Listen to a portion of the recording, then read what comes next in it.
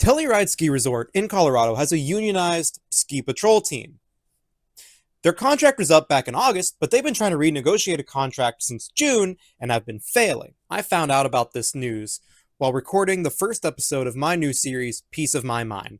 Hello, gang, and welcome to the set of Peace of My Mind, the podcast I have that releases episodes every other week where I play Minecraft working on this house and other projects here in this world while looking through news articles and giving my on-the-spot opinions about what I read.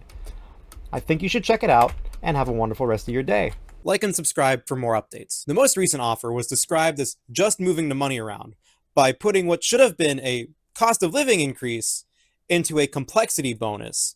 This increase was only $1.50 an hour, which is not enough to match cost of living, especially for this area. I'll get into that later. But also, since it has bonus status, it could be withheld for certain reasons, which would let them play with the money to punish certain ski patrollers. According to Telluride's website, their most recent offer would have provided their ski patrol team with industry-leading, livable, and sustainable wages. And I'm going to list them for you here.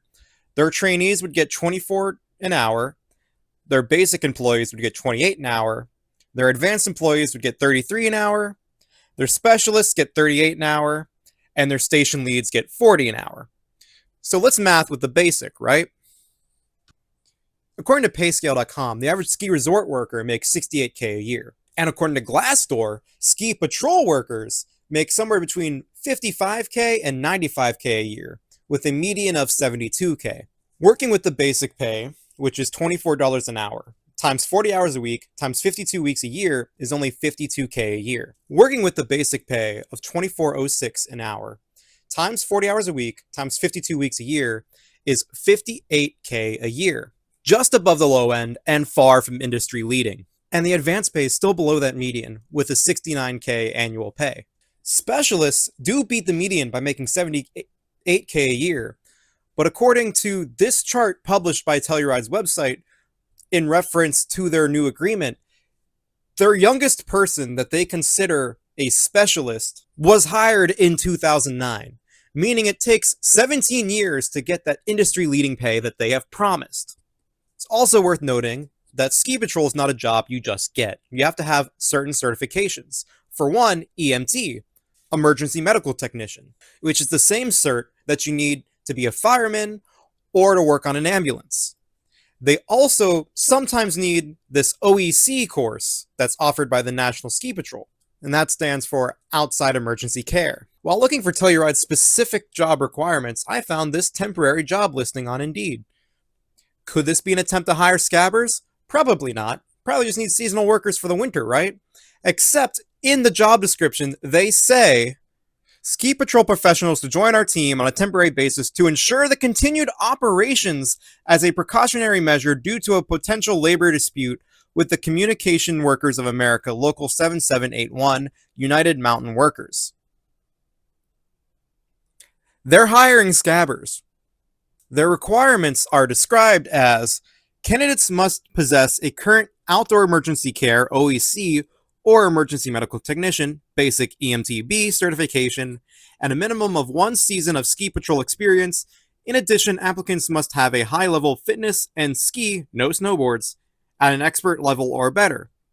Experience in avalanche mitigation, beacon search, companion rescue, and high angle rescue are a plus.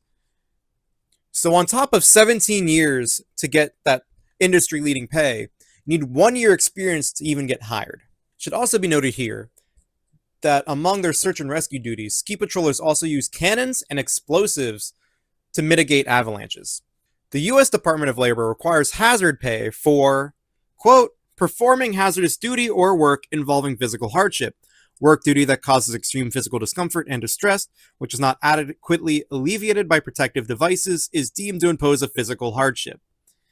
And according to Title 5, Chapter 1, Subchapter B, Part 550, Subpart 1, Section 550.904 of the Code of Federal Regulations, hazard pay is also awarded when the actual circumstances of the specific hazard or physical hardship have changed from that taken into account and described in the position description. and using the knowledge, skills, and abilities that are described in the position description, the employees cannot control the hazard or physical hardship. Thus, the risk is not reduced less to a significant amount. The job listing does not require any knowledge of explosives or cannons. And a quick Google search reveals that Telluride does not really pay hazard pay. Unfortunately, Title V of the CFR only applies to federal jobs, but under a union, they're fighting for equal rights for all workers, so they should be trying to match that. But this is the kind of loophole that stops your boss from paying you hazard pay. Just so you know. According to Colorado news outlet Colorado Sun, this fight isn't just for higher wages, but it's for the retention of new help. Tom Sokolowski, a leading name in the strike, said this to the Colorado Sun. Mainly the reason we are pushing this hard is for the new guys. The new kids, you know. We lost 7 people over the summer. We are only able to get 4 qualified people hired back. We are losing experienced people. By my estimation, it takes 3 years for those kids to get comfortable, and then they are gone after 5 years. That's really sad. This is a bigger issue every time I hear someone say no one wants to work anymore. Because if I'm being brutally honest, working McDonald's in high school was probably the best job I ever had. It was a lot of fun, it was the best treatment I ever got, and I'd go back in a heartbeat if it was a livable job. But it's not, so I'm not going to work there. And I'm going to keep moving away from jobs that I might like doing because they do not afford for me to live. And it's these industries that could have these workers, if they pay them a livable wage, complaining that no one wants to work anymore. Yeah, no one wants to die. So we all find livable wages. And if you're not paying a livable wage, it's only a matter of time before you're just having a rotating door of employees who just find out over and over again that you're a shit employer. This is a problem that's only going to get worse every year until those hoarding wealth realize that they have to pay the rest of us enough money to actually want to work for them. One final note. I'm going to pull up my script again because I got a lot of numbers in this paragraph.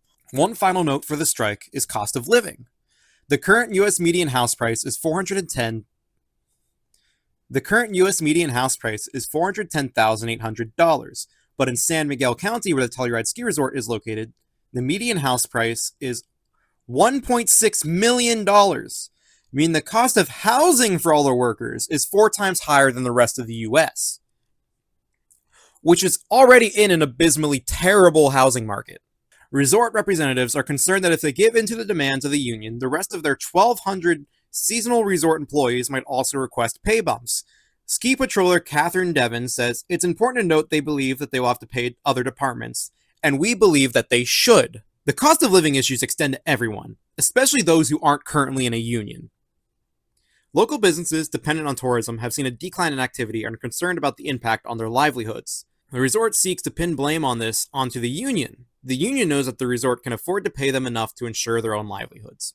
People who have already bought passes to Telluride do not have to worry about the closings or worry about enabling scabbers. Because local ski resort, Monarch Ski Area, is giving free lift tickets to anyone who holds a ticket or a season pass to Telluride, offering a scab-free alternative to your ski holiday. Thank you so much and stay a fan.